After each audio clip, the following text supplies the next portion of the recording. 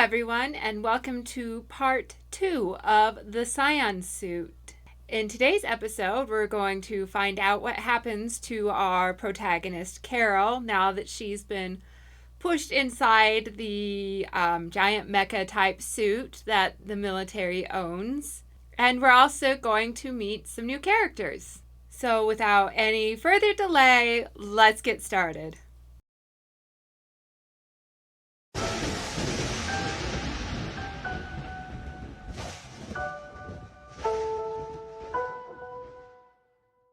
Carol held her breath as the suit began to squeeze against her, gaining terrifying intensity until it abruptly released and she felt as light as a feather. She didn't dare move, however, staring at the Master Sergeant and wondering if he would let her out of the suit. The irrational part of her hoped that he would apologize profusely, then head off to the medical bay to explain the truth and take his lumps, so to speak, so she could get back to her job like nothing had ever happened. The sight of blood and his dangling hand made her feel dizzy, and Carol was sure she would faint. She had not been trained for combat, and had never imagined herself getting anywhere near anything that could be dangerous or gruesome. As if in response, the air inside the suit turned cool and her head began to clear, making her wonder if it had automatically increased the oxygen content. The Master Sergeant's face had gone white, and after a seemingly long period of simply staring, he reached for the radio attached to the collar of his uniform. "The suit has been hijacked. Repeat, the suit has been hijacked," he said. "This is Master Sergeant Hartman reporting casualties in Bunker 1. "Okay," Carol whispered to herself. "Just sit tight and explain everything when they get here. The security cameras should back up my story, so I just have to keep calm." No one knew that the suit had called her commander, and she could keep that a secret till the day she died. Maybe. At the very least, she needed to escape from her present situation without getting killed, or worse, fired, and that was going to keep her from wondering about anything else for a while. Despite herself, sweat began to tickle her brow. No one was going to calmly listen to her, at least not at any point where it was going to matter for her personally. The Master Sergeant had accused her of hijacking, and the life of a simple cleaner wasn't going to matter anywhere near as much as ensuring that the military never lost the suit. They would storm the bunker with their guns blazing, and she would die the moment she left her protective armor without ever getting a single word out. She was trapped. A menu appeared on the visor in front of her eyes, and in despair, Carol thought that it wasn't intuitive at all. "I don't know what it means," she shouted at the computer. "Help me." "Accessing help system," the computer voice answered, and Carol expected the overlay on the visor to change.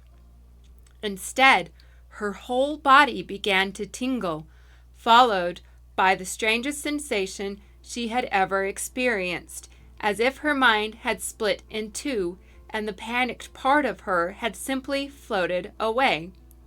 No one had ever said anything about the suit being capable of something like that before.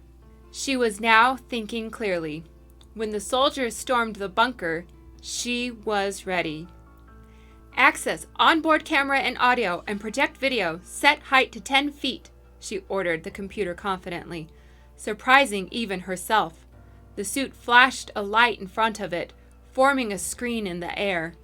"Begin replay. Starting point minus 5 minutes. She wasn't sure how much time had passed and hoped that she had gone back far enough. Hartman had ducked behind the line of soldiers and was in the process of receiving first aid when the replay began. The recording of Carol protested, followed by the echo of his voice loudly filling the room with the words, "You think I care? You'll have a fatal accident long before you report anything to anyone." He forcefully knocked down the medic and bolted before anyone else had the chance to react, clutching the bandages to his wrist and praying that he wasn't leaving a trail of blood for them to follow. He had acted rashly in a moment of passion, and now he was going to pay the price with not only his rank, but likely his hand as well. All he wanted now was to get away as fast as possible. After the soldiers had been ordered to stand down, Carol opened up the suit and stepped out with a smile of relief. She felt high, even as she was seized on both sides and taken to a small, dark room where she was left to wait alone. She was giddy, like she had just made love to her high school crush for the first time, and she was hopelessly caught up in the thought of doing it again. If she was ever let near the suit after this, she wouldn't be able to stop herself from nestling inside. The door opened and a captain stepped in. He looked down at his watch, then up at Carol. "The general is on his way," he announced. "We'll begin then. For now, I want a written statement from you of what occurred." He set down a pad of paper and a pen on the table in front of her. Carol hesitated, wondering how truthful she should be. "This isn't official," the captain said quietly, leaning over her. "But I have to ask, how did you know the suit had recording equipment installed? We could have clarified a certain number of missions had we known about it." "I accessed the help system," Carol replied, her hand beginning to shake. She was abruptly coming down from her exhilaration, and all she really wanted to think about was what it had been like inside the suit. "No one has ever found a help system before," the captain pressed. "How did you know that it existed?" "I just asked for help." She was growing flustered. He slammed his hand down on the table, making Carol jump. "Tell me, how did you do it?" "It wasn't in safe mode," she admitted meekly. "The suit recognized me as a user." The captain gaped at her for a moment. "You've been inside before, then?" "No, never. I just clean it." Carol folded her hands together tightly and stared down at them in her lap. "If you check the video, you'll see that I didn't want to get inside and that I had been forced to. It's on the video," she repeated, "as plain as day. We saw that you were threatened. However, we still don't see why you closed and activated the suit, and we strongly feel that your conduct was questionable." The captain sat down and looked at his watch again. "Hurry up and write your report. I want that done before the general arrives." "Am I going to lose my job?" Carol asked. "Start writing and worry about that later." Her hand was now shaking badly, and her handwriting was barely legible. Carol didn't know how to put the events into words, and she was certain that her nerves were lowering her IQ by at least a dozen points. All she could think about was how, after she had found true satisfaction and clarity in her life, she would never be allowed anywhere near the suit again. Maybe she would spend the rest of her days in a cell, forever wondering why it had called her commander and never having the chance to learn. The door opened, and the captain stood and saluted. The general took one look at Carol and began to laugh.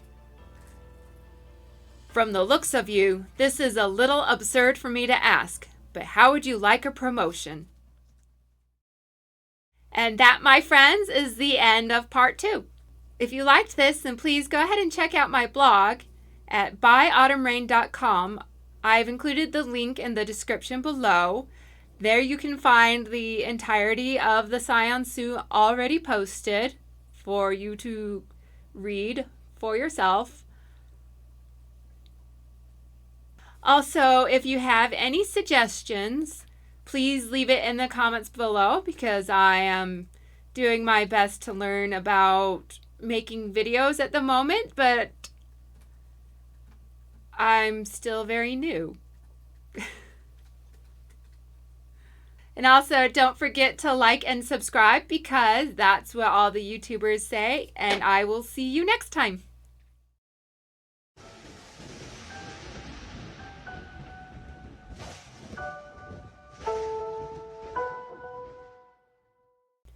Accessing help system.